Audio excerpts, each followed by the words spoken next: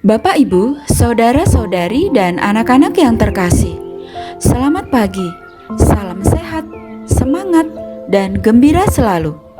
Hari ini, Kamis 9 Juni 2022, kita akan mendengarkan dan merenungkan sabda Tuhan dari Injil Matius bab 5 ayat 20 sampai 26. Sebelumnya, mari kita membuat tanda kemenangan Kristus. Dalam nama Bapa dan Putra dan Roh Kudus. Amin. Dalam khotbah di bukit, berkatalah Yesus, "Jika hidup keagamaanmu tidak lebih benar daripada hidup keagamaan ahli-ahli Taurat dan orang-orang Farisi, sesungguhnya kamu tidak akan masuk ke dalam kerajaan surga. Kamu telah mendengar yang difirmankan kepada nenek moyang kita, jangan membunuh. Siapa yang membunuh harus dihukum. Tetapi aku berkata kepadamu, setiap orang yang marah terhadap saudaranya harus dihukum.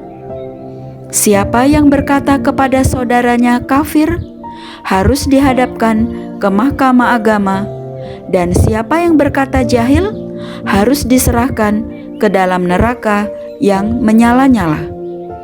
Sebab itu, jika engkau mempersembahkan persembahanmu di atas mezbah, dan engkau teringat akan sesuatu yang ada di dalam hati saudaramu terhadap engkau, tinggalkanlah persembahanmu di depan mezbah itu, dan pergilah berdamai dahulu dengan saudaramu, lalu kembali untuk mempersembahkan persembahanmu itu.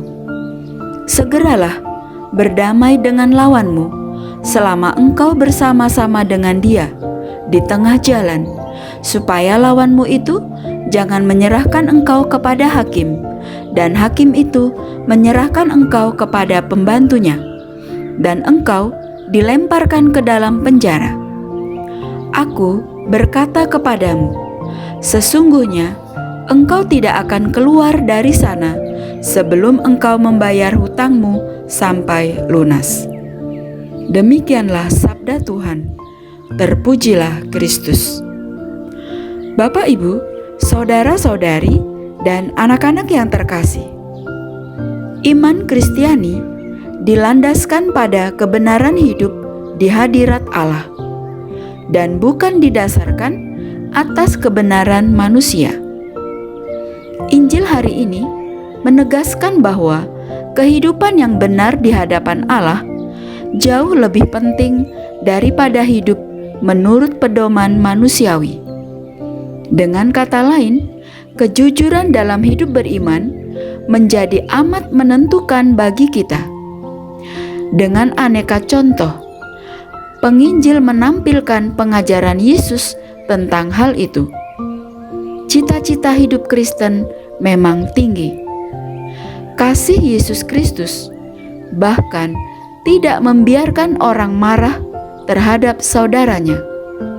Kata-kata, tindakan, dan pikiran orang beriman sungguh harus mencerminkan kuat kuasa kasih, sehingga seluruh kehidupan dibangun atasnya.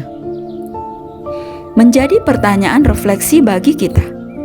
Beranikah kita sebagai murid Yesus di zaman ini menghadapi tantangan itu dengan penuh kegembiraan? Mari kita mohon berkat Tuhan agar Tuhan memampukan kita menjadi orang Kristen yang berdasarkan semangat sabda bahagia. Ya Tuhan Yesus, terima kasih atas sabdamu yang boleh kami dengar dan renungkan pada hari ini.